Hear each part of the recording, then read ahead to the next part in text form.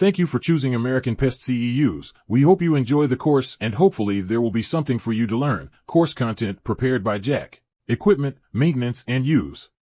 Introduction and overview of compressed air sprayers, types and uses. Compressed air sprayers are commonly used in pest control, horticulture, and sanitation.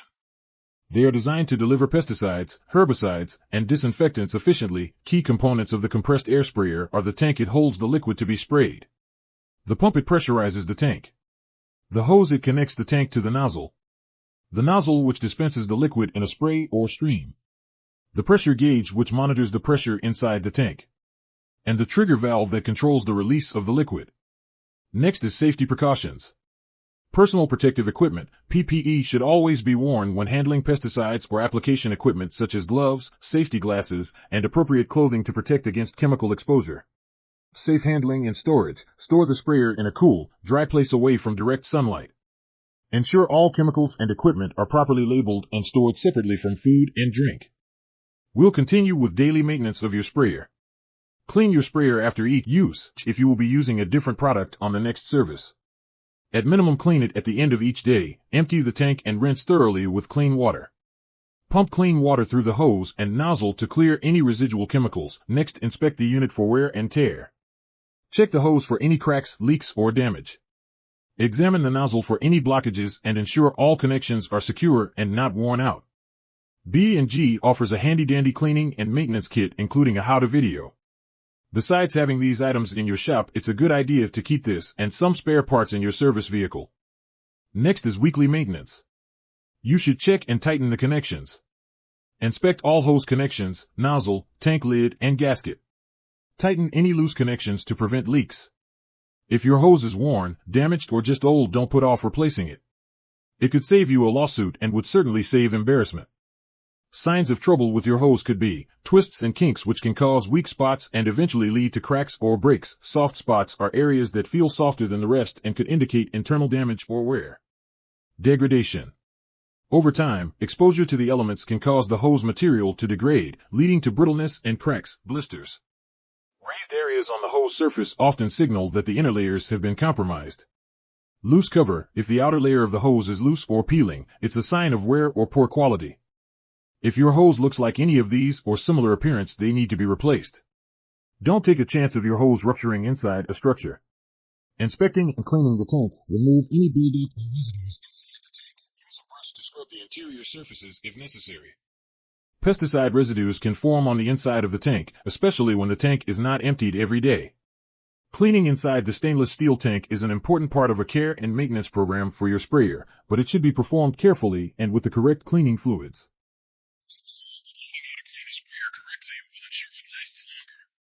Do not use bleach as a cleaning agent. It is not effective in removing pesticide residue, and it can create small holes in the stainless steel tank. Cleaning should be done with a warm, detergent solution and with a plastic brush to remove residue from the tank bottom and sides. Do not use ammonia-based cleaning materials because this chemical will damage the brass parts. The siphon tube extends along the side and close to the bottom of the tank. Be careful not to hit, and possibly bend, the siphon tube when using a brush to clean inside the tank. The hose can be cleaned with detergent solution by pressurizing the tank and spraying into a sink for several minutes. Rinse the tank with clear water several times and flush the hose with clear water. If the sprayer is not going to be used for an extended period, remove the pump unit and store the tank upside down. Cleaning the filter. The filter should be checked and cleaned weekly, or more often. Microencapsulated and wettable powder products easily clog the filter. Monthly maintenance, lubricating the pump. Apply a few drops of oil to the pump mechanism to ensure smooth operation, inspect seals and gaskets. Replace any worn or damaged seals and gaskets to maintain proper pressure. I recommend not using WD-40 as a lubricant. It gets gummy over time and there are much better options. Troubleshooting common issues. You need to be able to identify and fix leaks on your sprayer. Common leak points are around the tank lid, at hose connections, and around the pump mechanism. Repairing or replacing O-rings and gaskets. Identify the faulty O-ring or gasket. Remove the damaged part and replace it with a new one of the same size and material. Addressing clogging issues. Cleaning clogged nozzles and filters. Remove the nozzle and soak it in warm soapy water. Use a soft brush to remove any debris, rinse thoroughly, and reattach. Use a stiff bristle nylon brush or softer brass brush, not a wire brush, paper clip, or wire. On occasion you may need to use compressed air to blow out debris from a clogged filter. Preventative measures. Regularly flush the system with clean water. Use filtered water to mix with chemicals. Hint, a funnel with a strainer keeps your filter clean. Carefully take apart the sprayer components, including the tank, hose, nozzle, and pump. Soak parts in warm soapy water. Use brushes and cloths to clean all surfaces thoroughly. Rinse with clean water and dry before reassembly. I realize it sounds like a lot of cleaning, it is. The more you do it, the faster the process goes. In a few months you'll almost be able to do it in your sleep. Pump problems. Diagnosing pump issues. Check for air leaks in the pump mechanism. Ensure the pump handle moves smoothly without excessive resistance. The check valve can wear and in some cases gunk builds up under the check valve. When that occurs, you will suck liquid into the cylinder and not be able to pressurize the tank. Repairing or replacing the pump. Disassemble the pump to inspect for worn parts. Replace any damaged components. Reassemble and test for proper operation, tip, when you disassemble the pump prior to cleaning and repairing, take a picture, it will help you reassemble it correctly. You can also get an exploded diagram from most manufacturers. Repairing and adjusting the wand. This is one of the two most crucial items to adjust properly when reassembling. Problem. If the valve is leaking around the packing nut and the handle is wet, this is what you do. Solution. First, tighten the packing nut 1/4 turn only. Second, replace the valve packing washers. Use 2 washers with the brass packing nut and 3 washers with stainless steel packing nut. Problem. The extension is leaking at the tip, a constant drip from the nozzle. Solution. First, clean or replace the nozzle O-ring. Second, clean the end of the seat stem. Third, clean or replace the soft seat gasket. Fourth, replace the valve spring. Note, from well over 30 years of experience, the two most common repairs on the extension is the soft seat gasket and the O-ring. If you need to replace the cable or the valve spring, there is a specific number of turns for the seat stem. You can find the procedure online or call the manufacturer or their representative. Problem. The hose is leaking at the connection with the tank when the tank is pressurized. The solution is to replace the hose washer at the end of the hose. Do not over-tighten the connection when reconnecting the hose to the tank, tip, it is not necessary to use Teflon tape or any other type of sealant on the brass fittings.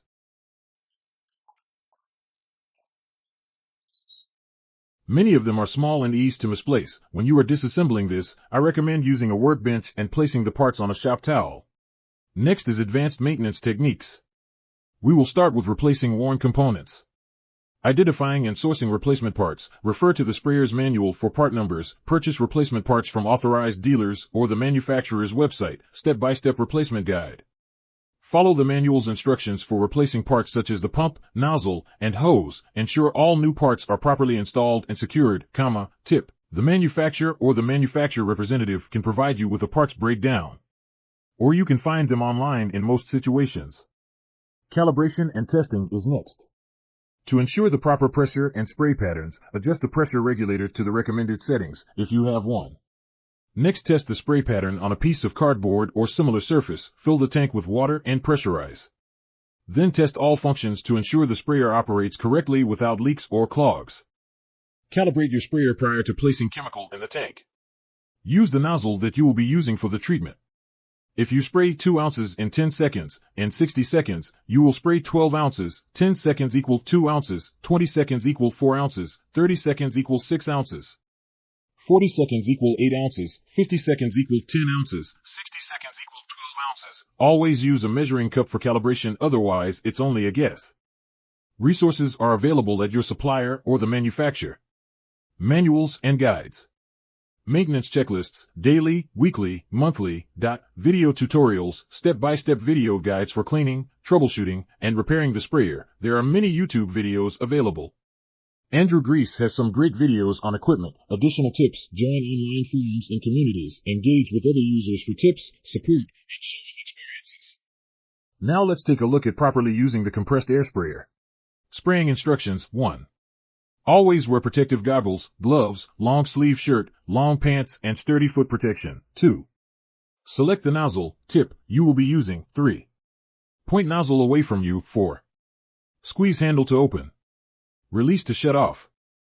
Pressure release instructions. Releasing pressure from a compressed air sprayer is an important safety step to prevent accidents and ensure proper maintenance of the equipment. Here are detailed instructions on how to do it properly. Ensure safety. Before releasing pressure, make sure you're wearing appropriate safety gear such as gloves and eye protection. Pressure release instructions. Prepare the area. Move to a safe, well-ventilated area where accidental spray won't cause damage or harm. Depressurize the tank. Locate the pressure relief valve. On the BG compressed air sprayer, it's typically a small valve located on the top of the tank. It may have a red knob or be labeled with pressure relief or similar wording. Some compressed air sprayers do not have a pressure relief valve. If that is the case, you can release the pressure by continuing to spray in your treatment area until the pressure subsides, then slowly and carefully turn the pump handle to release the pressure. Always wear the proper PPE. Using a compressed air sprayer inside a residence requires careful preparation and execution to ensure safety and effectiveness. Compressed air sprayers are commonly used for applying various types of pesticides, disinfectants, and other liquid solutions. Here's a step-by-step guide on proper applications. Preparation 1. Choose the right product. Ensure you are using an appropriate solution for the intended purpose, whether it's for pest control, disinfecting, or another application. Read and follow the label instructions for the product. 2. Personal protective equipment, PPE. Wear appropriate PPE such as gloves, a mask, safety goggles, and long-sleeved clothing to protect yourself from exposure to chemicals. 3. Ventilation. Ensure the area is well ventilated. Open windows and doors if possible to allow for proper air circulation. Setting up the sprayer. 1. Check the sprayer. Inspect the sprayer for any damage or leaks. Make sure all parts are functioning properly. 2. Mix the solution. If the product requires dilution, mix the solution according to the manufacturer's instructions. Use a clean container to mix and ensure the solution is well stirred. 3. Fill the sprayer. Pour the prepared solution into the sprayer tank. Do not overfill, leave some space to allow for pressurization. 4. Seal the tank. Securely close the tank to prevent leaks. Application 1. Pressurize the sprayer. Pump the handle to pressurize the tank. Follow the manufacturer's guidelines for the number of pumps required. 2. Adjust the nozzle. Set the nozzle to the desired spray pattern. A coarse fan spray is typically used for even coverage, while a more direct spray may be needed for targeted areas. 3. Test spray. Test spray outside or in a controlled area to ensure the sprayer is functioning correctly and dispensing the solution evenly. Application 1. Pressurize the sprayer. Pump the handle to pressurize the tank. Follow the manufacturer's guidelines for the number of pumps required. 2. Adjust the nozzle. A coarse fan spray is typically used for even coverage, while a more direct spray may be needed for targeted areas. 3. Test spray. Test spray outside or in a controlled area to ensure the sprayer is functioning correctly and dispensing the solution evenly. Birchmeier backpack sprayers. Maintaining your sprayer filters. Clean both Birchmeier filters. Birchmeier backpacks have one filter in the lid and one in spray valve handle. Check and clean both filters. Pressure. Release the pressure. Never store your Birchmeier backpack sprayer under pressure. Storing your backpack under pressure is a bad idea. On a hot vehicle, the pressure will increase. Under freezing conditions, storing the backpack under pressure increases the risk of serious freeze damage. Releasing the pressure after each step, at the end of the day, will increase the life of soft parts like O-rings, gaskets, hose, etc. Lubrication. One of the things that sets Birchmeier backpacks away from the competition is the grease reservoir. Be sure to regularly grease your backpack. Clean it out. Prevent chemical buildup by triple rinsing the tank, then pumping clean water through the entire system.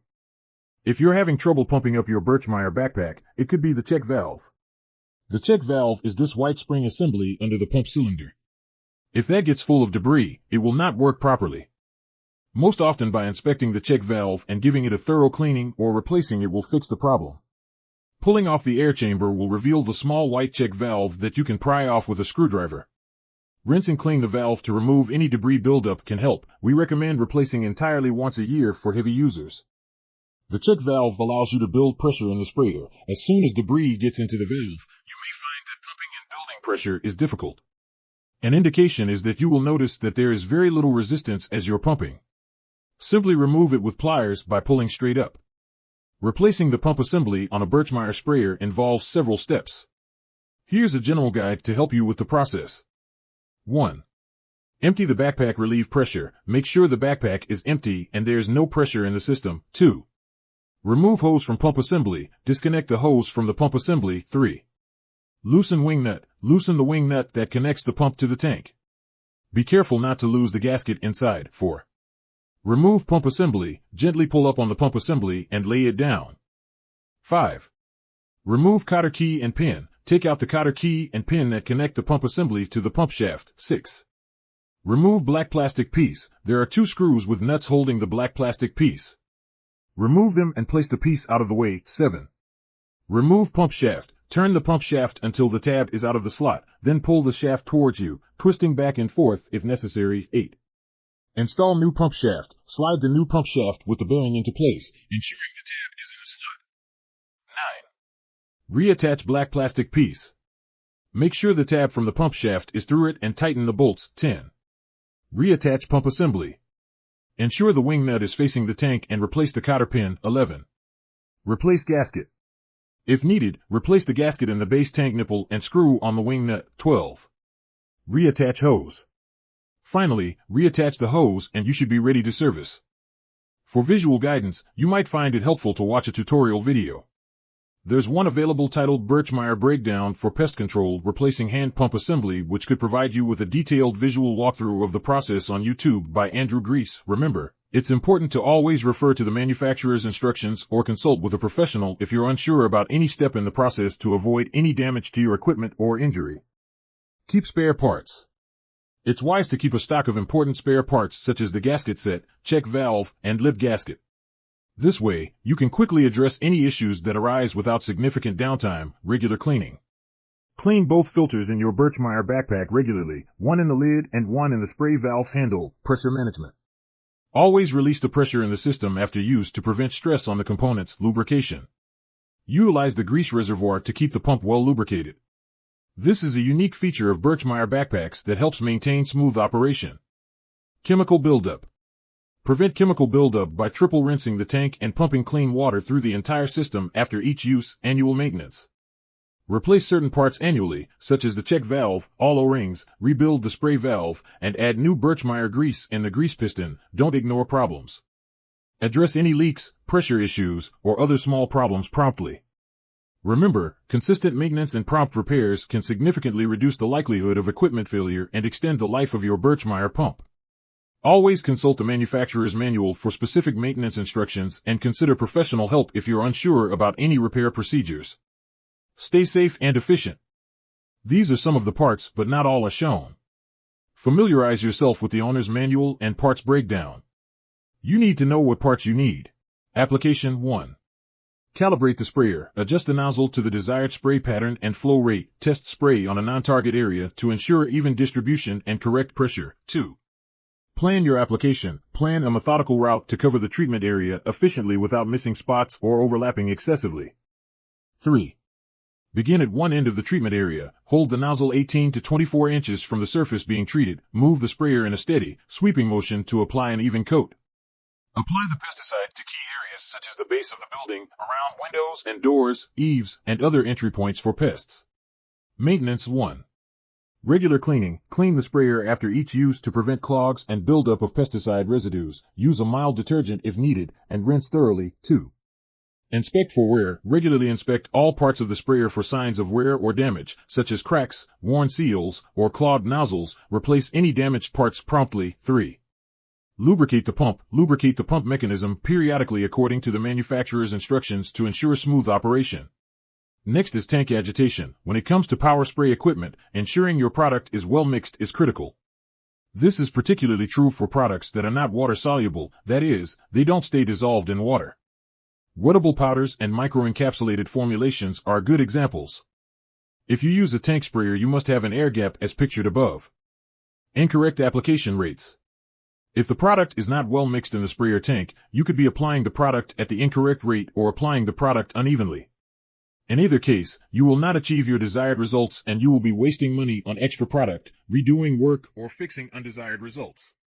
If you do the work right the first time, you'll save yourself a callback and an unhappy customer. Tank buildup. If the material is not well mixed, it will settle to the bottom of the power sprayer tank.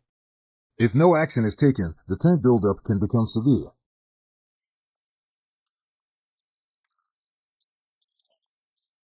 If not dealt with, eventually the material will build up to the point where the tank must be replaced. Clogged lines. If the material is not properly mixed, it can be sucked into lines and clog downstream components. The first part to be clogged will be the filter. If the filter is not cleaned out, the pump could become starved for water. This can result in pump damage, and if the pump is continued to run dry, it can become a total loss. The material can also clog hoses, fittings, and spray tips, which can cause system damage, resulting in downtime and increased equipment repair costs. Now that we have discussed the issues that can result from insufficiently mixed product, we'll talk about how to ensure good tank mixing. Mechanical agitation. Mechanical agitation is a very effective way to ensure a good tank mix. Mechanical agitation is accomplished by turning a series of stainless steel paddles inside the tank. The paddles are attached to a stainless steel shaft that runs through the tank. The shaft is turned by a pulley that is attached by a belt to the gas engine that also drives the pump. When the engine is on, the tank is being agitated. Properly designed, mechanical agitation provides excellent, continuous agitation. The downside is that mechanical agitation must be installed when the system is built. It is usually not feasible to add it retroactively.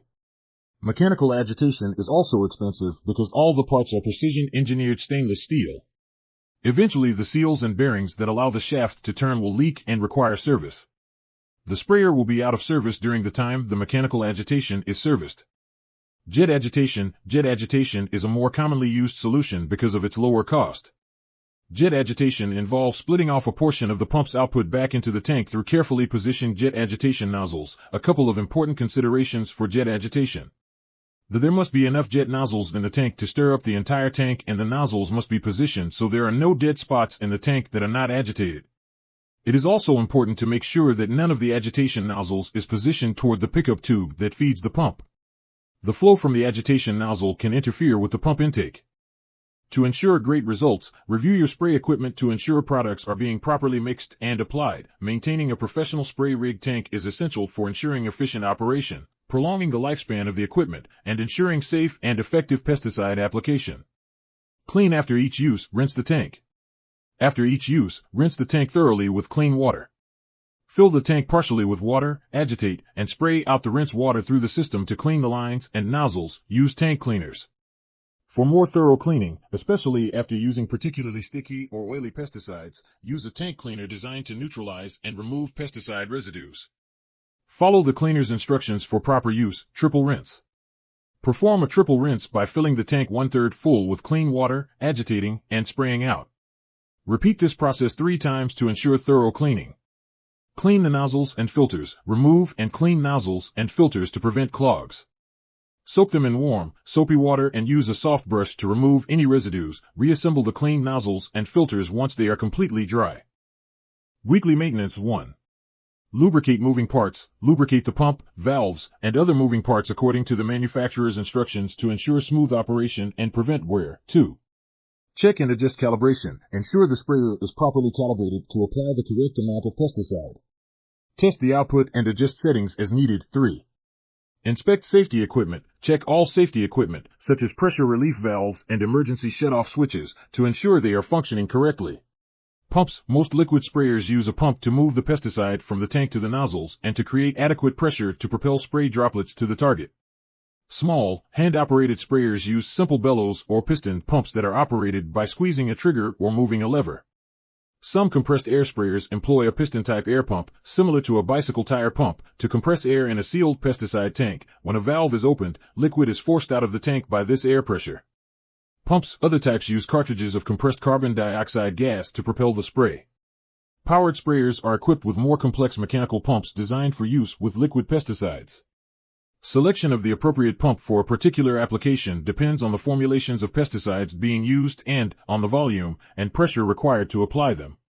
A pump must be able to supply enough volume for all nozzles under every use condition. If the sprayer is equipped with hydraulic agitation, the pump must have additional output for recirculation of material in the tank. Output capacity of a pump is given in gallons per minute. There are many types of pumps used in our industry. Unless you are doing subterranean termite pretreatments, lower pressure pumps are adequate for most jobs. These 5 are the most common.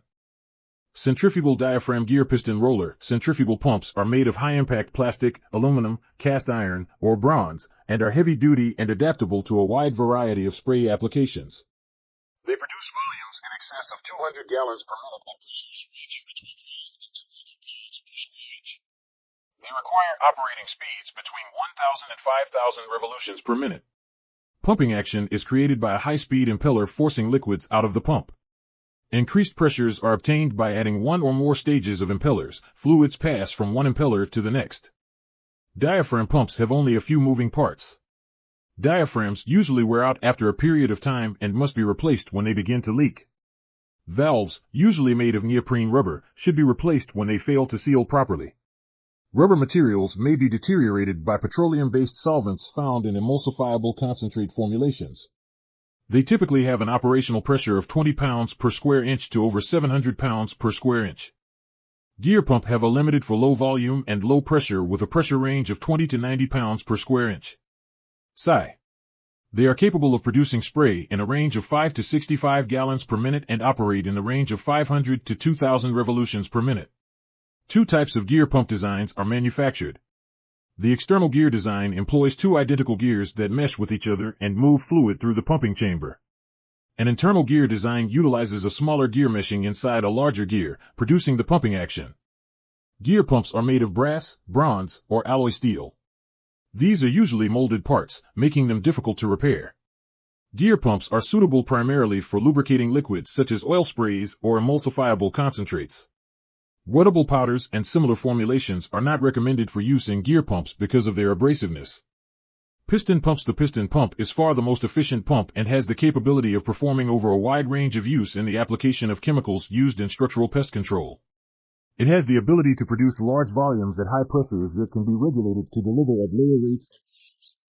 The initial cost of this pump will be higher, but since it provides constant volumes, it is easier to calibrate and can be installed in such a manner to work well with either jet agitation or mechanical agitation. It has a longer service life than the roller or gear pump. Piston pumps are self-priming. Roller pumps are among the least expensive pump types. They are capable of producing moderate volumes, between 8 and 40 gallons per minute. Low to moderate pressures, in the range of 10 to 300 pounds per square inch, are possible with roller pumps, while operating speed is in the range of 300 to 2,000 revolutions per minute. Filters. Your filter should be checked and cleaned on a regular basis. Clogged filters reduce or prevent flow. Heavily clogged filter can destroy a pump or engine. Filters come in a variety of sizes. Most have a wire mesh screen. A toothbrush-sized stiff bristle brush can be used to clean the filter. A pressure gauge is an important piece of equipment for performing treatments at the proper pressure. As an example, some termiticides require applications at 25 pounds per square inch or lower. If you're performing an outdoor perimeter pest control treatment, you have to factor in the pressure, nozzle type, and orifice size of the nozzle for the correct application rate and to avoid off-target contamination, including drift. Maintaining the filters on professional pest control spray equipment is crucial for ensuring optimal performance, preventing clogs, and extending the lifespan of the equipment. Here's a detailed guide on how to properly maintain these filters. Steps for cleaning and maintaining filters. 1. Turn off and depressurize. Before performing any maintenance, ensure the equipment is turned off and depressurized to prevent any accidents. 2. Remove filters. Carefully remove the filters from the intake, inline, and nozzle areas. Note the order and orientation for proper reassembly. 3. Initial rinse. Rinse the filters under running water to remove loose debris and residues. 4. Soak in cleaning solution. Soak the filters in a solution of warm water and a mild detergent or a dedicated filter cleaning solution. Allow them to soak for 15 to 30 minutes to loosen any stubborn residues. 5. Brush and rinse. Use a soft brush to gently scrub the filters. Pay attention to the mesh and other intricate parts. Rinse the filters thoroughly with clean water to remove all cleaning solution and debris. 6. Dry filters. Allow the filters to air dry completely before reassembling them into the spray system. Do not use heat sources to speed up the drying process, as this can damage the filters. 7. Reassemble and test. Reinstall the filters correctly into the spray equipment. Test the spray system with clean water to ensure proper flow and that there are no leaks or blockages. Daily maintenance 1. Inspect filters before each use. Check the intake filter, inline filter, and nozzle filters for any signs of dirt, debris, or damage. Ensure filters are seated properly and securely in place. 2. Clean filters after each use. Remove filters. Carefully remove the filters from the spray equipment. Pay attention to how they are installed to ensure proper reassembly. Rinse with water. Rinse the filters with clean water to remove any pesticide residue and debris. Use a soft brush if necessary to dislodge any particles stuck in the filter mesh. Use mild detergent. For more thorough cleaning, soak the filters in warm water with a mild detergent. Rinse thoroughly to remove any soap residues. Weekly maintenance 1. Deep clean filters, disassemble and soak. Disassemble the filters, if applicable, and soak them in a cleaning solution designed for removing pesticide residues. Follow the manufacturer's recommendations for the cleaning solution, brush and rinse. Use a soft brush to scrub the filters gently, then rinse them thoroughly with clean water. 2. Inspect for wear and damage. Inspect the filter screens and housings for any signs of wear, cracks, or other damage. Replace any damaged filters immediately to prevent debris from entering the spray system. Selecting the correct nozzle for the job. Nozzles meter the amount of liquid sprayed per unit area, controlling application rate, as well as variability of spray over the width of the sprayer boom. Nozzles also influence droplet size, affecting both target coverage and spray drift risk. Nozzles come in a wide variety of types and sizes. The best nozzle for a given application will maximize efficacy, minimize spray drift, and allow compliance with label requirements such as application rate, gallons per acre, and spray droplet size. Selecting the best nozzle requires careful consideration of all the factors listed below. Sprayer operation parameters, application rate, spray pressure, travel speed, type of chemical sprayed, growth regulators, fungicides, insecticides, mode of action of chemical, spray coverage requirement, contact, systemic, application type, broadcast, band, directed, air-assisted, spray drift risk. Nozzle type. Each nozzle type is designed for a specific type of target and application. For example, a nozzle designed for broadcast spraying is not good for spraying pesticides over a narrow band. Luckily, most nozzle manufacturers' catalogs have charts showing which nozzle type will be best for a specific job. Check the websites of nozzle manufacturers to reach their catalogs. Compressed air sprayers typically have a pin stream, coarse fan spray, fine fan spray, and opening for a crack and crevice tip. This is a crack and crevice application. Spraying the baseboard is not a crack and crevice treatment. There are 3 basic nozzle patterns: solid stream, fan, coarse and fine, cone. Interior or exterior. Making your nozzle choice must take into consideration the treatment area, type of product, and wind speed, outdoors, to avoid drift. Backpack sprayers will also accommodate various nozzles. These are a few examples. Selecting the appropriate nozzle spray pattern for exterior pest control treatments with a backpack sprayer is crucial for ensuring effective application and minimizing waste or drift. Different nozzles and spray patterns are designed for specific purposes and target areas, and using the correct one can enhance the efficacy of your pest control efforts. Here's a guide on nozzle spray patterns and how to select the right one for exterior treatments around a structure. Common nozzle spray patterns. 1. Fan spray, flat spray, pattern. Produces a flat, fan-shaped spray. Usage. Ideal for treating flat surfaces like walls, foundations, and the perimeter around structures. Advantages: provides even coverage over large areas. 2. Cone spray, pattern. Produces a cone-shaped spray, which can be either hollow or full. Usage. Suitable for targeting specific areas like shrubbery, the undersides of leaves, and insect nests. Advantages: good for penetrating foliage and reaching hidden pests. 3. Stream spray, pattern. Produces a concentrated, high-pressure stream. Usage. Best for targeting precise locations, such as cracks, crevices, and other small entry points where pests may hide. Advantages: delivers a powerful, focused spray to hard-to-reach areas. 4. Adjustable spray, pattern. Can be adjusted to produce different spray patterns, such as fine mist, broad fan, or narrow stream. Usage. Versatile and useful for various tasks, from broad coverage to targeted treatments. Advantages: provides flexibility and reduces the need to change nozzles frequently. Selecting the right nozzle. 1. Target area and pest. Identify the specific areas you need to treat and the type of pests you are targeting. For example, use a fan spray for broad surface treatments and a cone spray for foliage. 2. Coverage and drift. Choose a nozzle that provides adequate coverage while minimizing drift. Fan sprays are suitable for large areas, but be cautious of wind conditions to avoid drift. Cone sprays can reduce drift by providing more controlled coverage. 3. Pressure and flow rate. Ensure the nozzle is compatible with the pressure and flow rate of your backpack sprayer.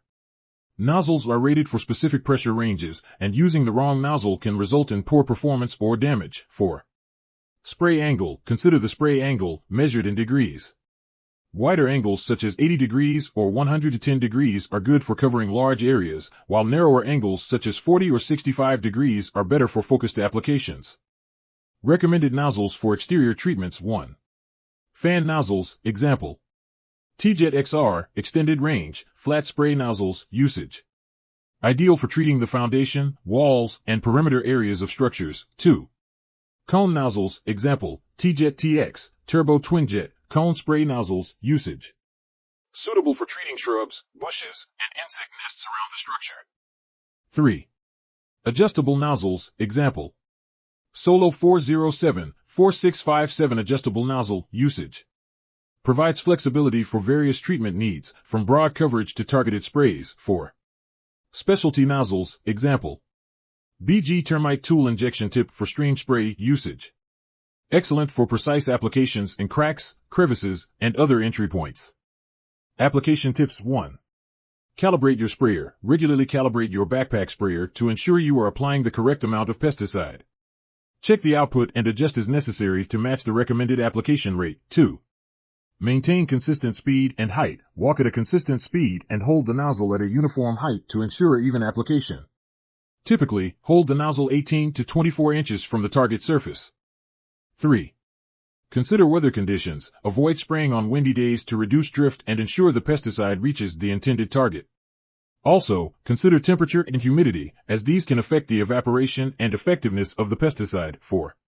Safety precautions. Always wear appropriate personal protective equipment and follow label instructions for safe handling and application of pesticides.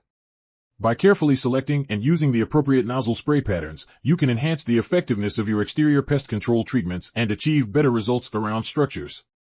Dusters and other applicators. There is a wide variety of dusters for every type of dusting application. A professional bellow-type duster is commonly used for applying dust insecticides in hard-to-reach places, such as cracks, crevices, wall voids, and behind baseboards.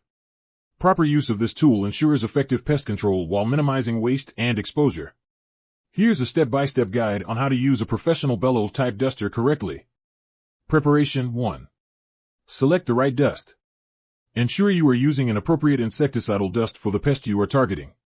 Read and follow the label instructions for the dust product. 2. Safety first.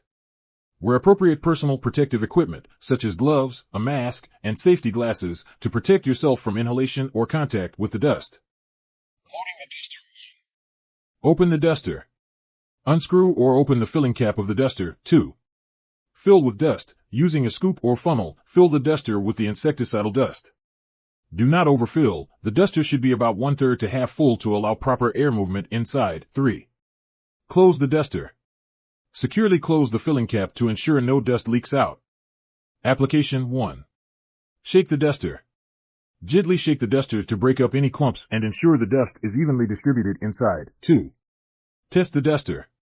Before applying, do a test puff on a piece of paper or outside to ensure the duster is dispensing the dust evenly and not in clumps. 3. Aim correctly. Point the nozzle or extension tube towards the area you want to treat. This could be a crack, crevice, or any other hard-to-reach area where pests might hide. 4. Apply the dust. Squeeze the bellow gently to release a fine, even puff of dust. Avoid over-application. A light dusting is usually sufficient. Multiple light puffs are often better than one heavy application. 5. Move methodically. Work methodically, covering all target areas. Ensure you reach all potential pest hiding spots without overloading any single area. After application. 1. Clean up. Wipe down any surfaces that may have accidentally been dusted and clean any excess dust from the exterior of the duster. 2. Store properly. Store the duster and remaining dust in a safe, dry place away from children and pets. 3. Wash up. Wash your hands and any other exposed skin thoroughly after handling the dust and the duster. Maintenance 1. Regular cleaning. Clean the duster regularly to prevent clogs and ensure it operates effectively. Disassemble the duster according to the manufacturer's instructions and wash with warm soapy water. Allow it to dry completely before reassembling. 2. Inspect for damage. Periodically inspect the duster for any signs of wear or damage, such as cracks or broken seals, and replace any damaged parts promptly. Using a professional bellow-type duster properly ensures effective pest control and minimizes risks to your health and the environment. Always refer to the manufacturer's instructions for specific details regarding the use and maintenance of your particular model. This shows various bellows dusters or squeeze dusters, as some people call them. There are also different application tips that can be used for difficult access. The filler funnel is just that, a funnel to get the dust into the duster and not all over you, the ground or floor. Just in case you don't know, the hole you put the dust into faces down when you are dusting, not up. These are various central bowl dusters. The central bowl duster, gray and green, holds 14 ounces of dust and comes with a 12-inch brass extension with a curved tip, which is designed for easy dusting in cracks and crevices. Others might come with various plastic application tips. These are typically referred to as plunge dusters. You pull back to pull air in and push in to force the dust out. The units left and center are for dust only. The unit to the right is for both dust and granules. These are good tools if you are dusting the perimeter of an attic or sub-area.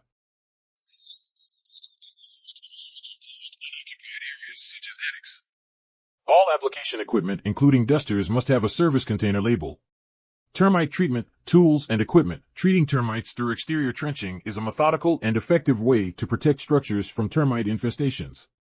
Here is a professional approach to performing this treatment. Professional approach to termite treatment by trenching, inspection and preparation. Site inspection. Conduct a thorough inspection of the property to identify termite activity, potential entry points, and conducive conditions. Identify any obstacles around the structure that might need to be moved or protected, such as plants, utility lines, storage, and personal items. Always make sure to identify the water shut off. Ensure all safety measures.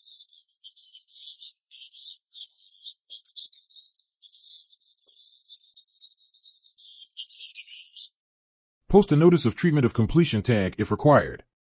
Dig the trench, dig a trench about 6 inches wide and 6 inches deep around the foundation. The trench should be directly adjacent to the foundation wall and as close as possible to it.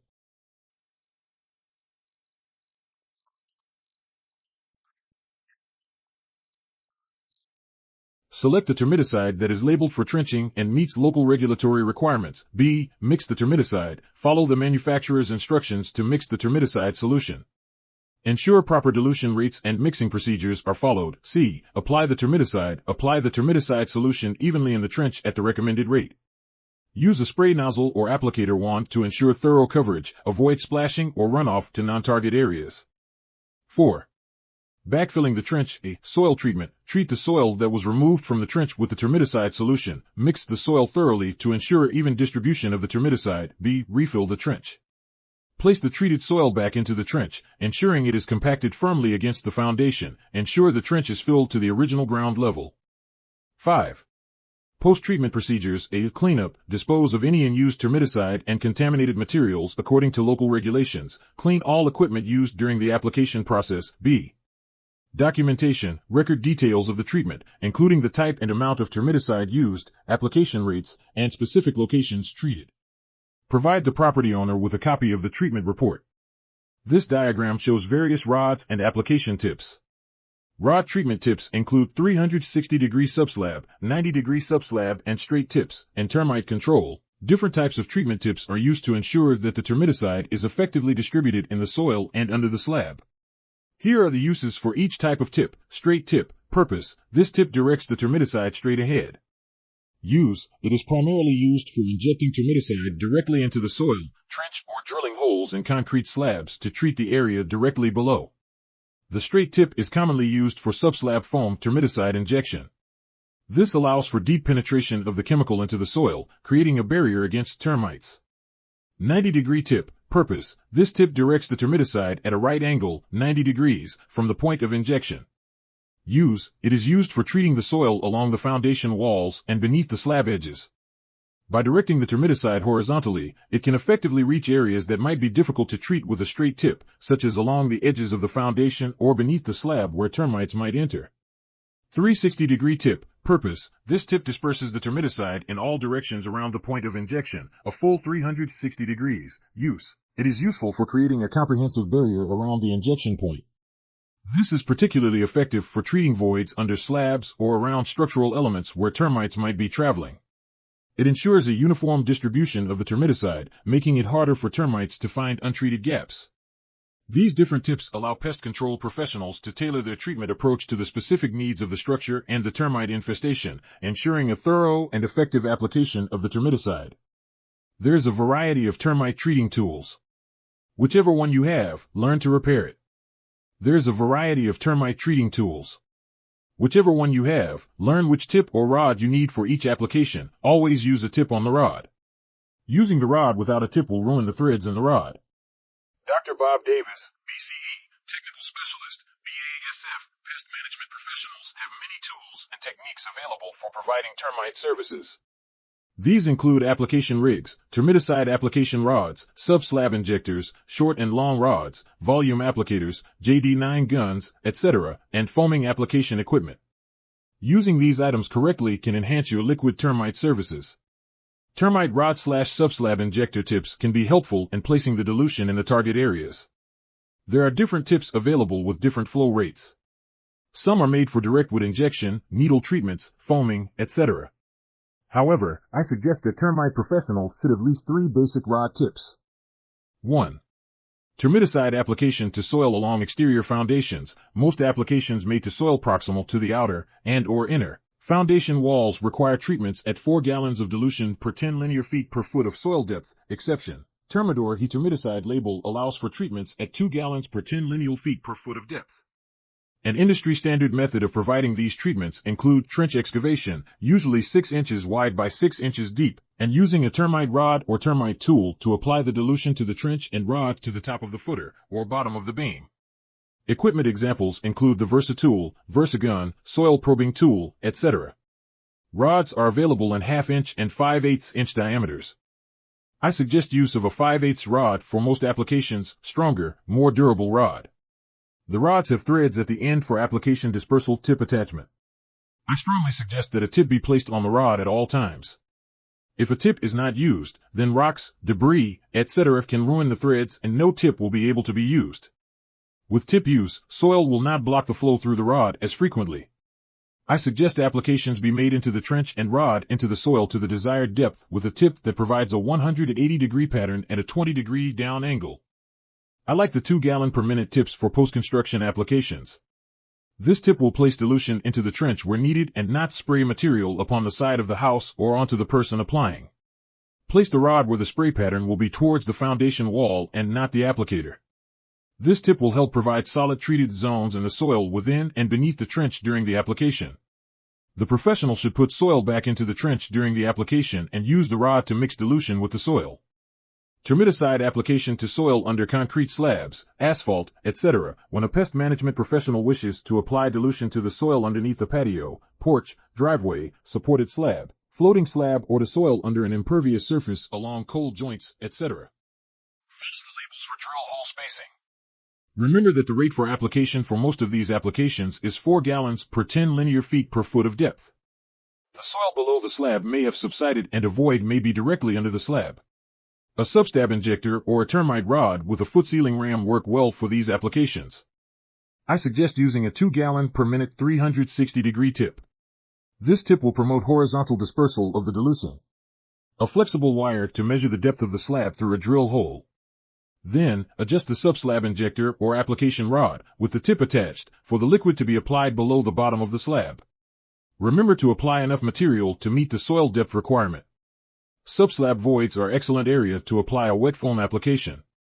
You should apply 3 parts, 75% regular liquid dilution application and I part, 25% wet foam. This will enhance horizontal dispersion and vertical soil treatment. 3. Termiticide application to soil in dirt-filled porches, below voids, etc. Pest management professionals may want to maximize vertical depth of treatment. One example may be maximizing vertical penetration along the foundation wall under a dirt-filled porch with a subslab injector or termite rod, etc. The pest management professional can promote vertical penetration by using a 2-gallon per minute beveled, single-board straight void tip. Once again, a liquid/wet foam application can help provide horizontal dispersion and void treatments as well as vertical penetration along the foundation wall. 4. Use of rod tips can enhance the quality of your termiticide treatments. Please check and verify that all the applicators at your company have these tools for use during termite treatments. Don't fake it. Most termiticide labels require filling drill holes in concrete with non-cellulose plugs. These are examples of 2 plugs that work very well. This is a typical Roto Hammer and Protect 2, or commonly called a stop in time. Warning: if you are drilling through a slab and hit a plastic, copper, or PEX water line, you are going to rupture it. Make sure before you drill in any concrete, know where the main water shutoff is. If there isn't one at the house, but only in the ground, usually near the sidewalk, have the cover open and a tool handy to shut it off. Sometimes every second counts. It's not uncommon on slab home to have electric, heating ducts, hot water, or electric floor heating or plumbing in or under the slab. Don't ever drill without a Protect 2. Using a drill power interrupter, also known as a ground fault circuit interrupter, GFCI, or a residual current device, RCD, is essential for safety when drilling into concrete inside a home. Here's a step-by-step guide to ensure proper use. 1. Preparation. Select the right equipment. Ensure you have a suitable drill, hammer tool for concrete, and appropriate drill bits, masonry bits. Safety gear. Wear safety glasses, gloves, and a dust mask to protect yourself from dust and debris. Locate power source. Identify the power outlet you will use and ensure it is functional and within reach. 2. Inspect the drill and interrupter. Check the drill. Ensure the drill is in good working condition, with no frayed wires or loose parts. Examine the interrupter. Inspect the GFCI or RCD for any signs of damage. Test it by plugging it into an outlet and pressing the test button. It should cut off power. Reset it to restore power. Setting up. Plug in the interrupter. Connect the GFCI or RCD to the power outlet. Connect the drill. Plug the drill into the GFCI or RCD. This ensures the drill is protected from electrical faults. Locate the building water shutoff prior to the start of drilling. 4. Drilling procedure. Mark the spot. Use a pencil or chalk to indicate where you need to drill. Set the depth. If your drill has a depth gauge, set it to the required depth to avoid drilling too deep. Start drilling. Hold the drill firmly and start drilling at a slow speed to create a guide hole. Increase the speed gradually as you go deeper. Let the drill do the work. There is no need to push the drill down hard. You will only burn the drill tip and possibly get the bit stuck in the concrete. As you are drilling, pull the bit up to the top of the hole regularly. This will clear the cement dust and allow the drill to work easier. Always has a shop brush and dustpan to clean up. Here is a tip. When you are drilling a slab on the interior of a structure and want to keep it clean, use a plunger cup. Put the plunger cup on the floor over the spot you want to drill. Put the drill bit in the hole and start drilling. When you're done, carefully remove the cup and clean up the dust. 5. Monitoring and safety. Monitor the drill. Pay attention to the drill's performance. If it struggles or stops abruptly, check for any issues. Interrupter function. The GFCI or RCD will cut off power if it detects an imbalance, indicating a possible fault.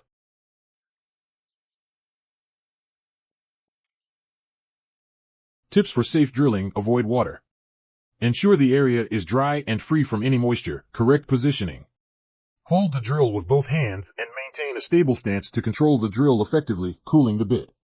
Occasionally withdraw the bit to clear dust and allow it to cool, especially if drilling a deep hole. Troubleshooting. Interrupter tripping.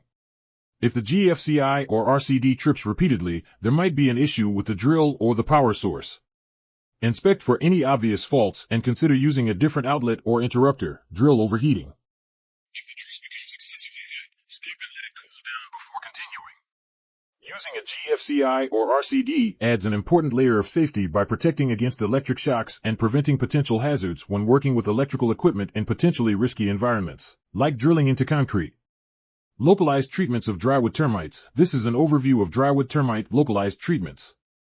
Use termiticides specifically labeled for drywood termites.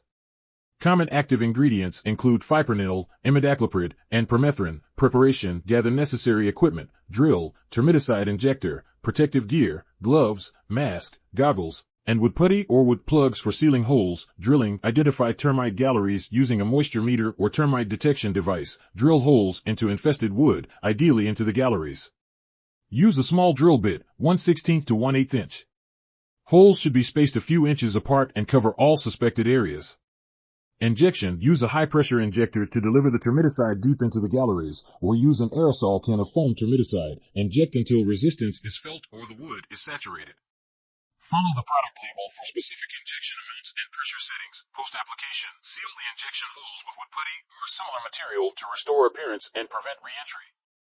Dispose of any excess termiticide and clean the equipment thoroughly.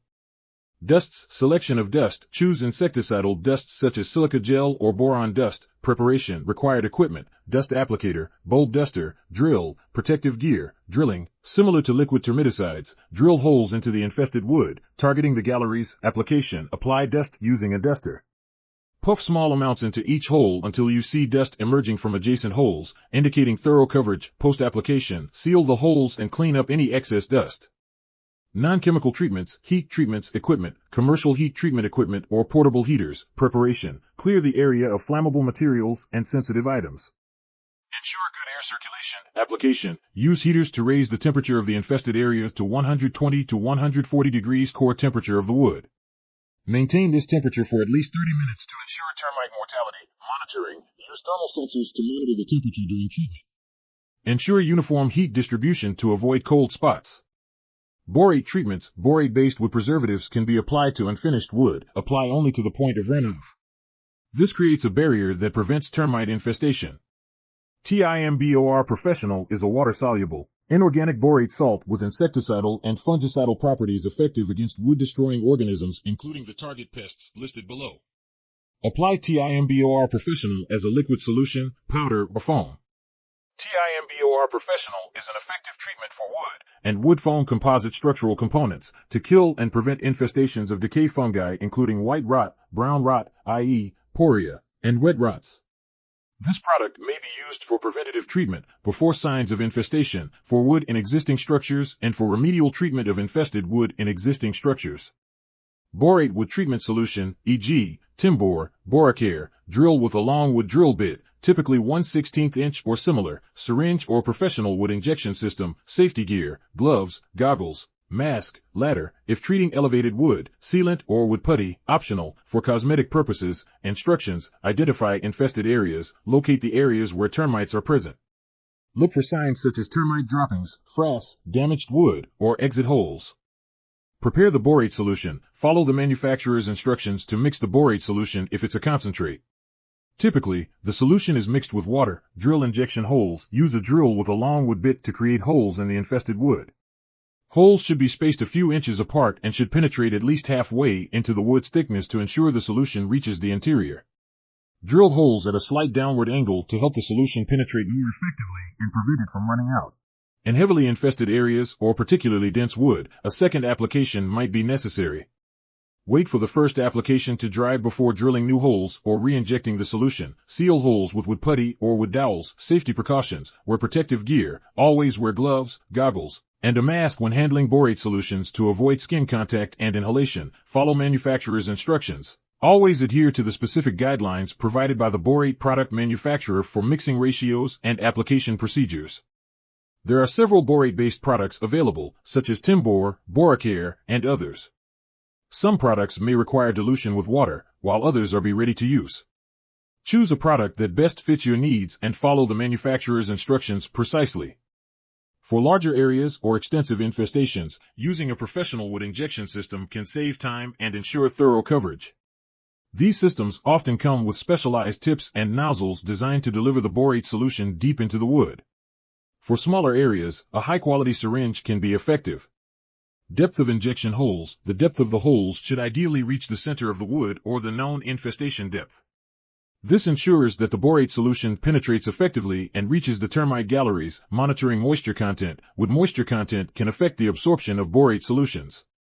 Wood with higher moisture content can absorb the solution more readily. Consider using a moisture meter such as the eye tracker to assess the wood's moisture level before treatment. Drilling holes: spacing. Space holes a few inches apart. Angle. Drill at a slight downward angle. Depth. Aim for halfway through the wood. You may need a 6-inch long bit to drill to the proper depth. Injecting the solution. Inject slowly. Allow the wood to absorb the solution gradually. Monitor absorption. Refill holes as necessary until wood is saturated. Repeat if needed. For dense wood or severe infestations, a second application might be necessary. Post-treatment, drying time. Allow sufficient time for the solution to dry and absorb completely. Seal holes. Use wood putty or dowels for a clean finish. By following these additional tips and the detailed steps, you can maximize the effectiveness of borate treatments and protect the structure from drywood termite infestations. We sincerely hope that during the hour you've spent on this course, you have something to take away. Important things to remember is keeping your equipment clean and well maintained at all times. Be careful when treating, whether it's doing a pest control treatment or treating for termites. Don't take shortcuts. It will only lead to a wreck. Always be professional in treatment, appearance, and attitude, and always continue to learn. Congratulations, you have completed the course. We hope you have found the information useful. Please continue to the 20-question quiz. Once you have completed and passed the quiz, you will receive a certificate. Please let us know your thoughts about the course. Send your comments to pestcus@gmail.com.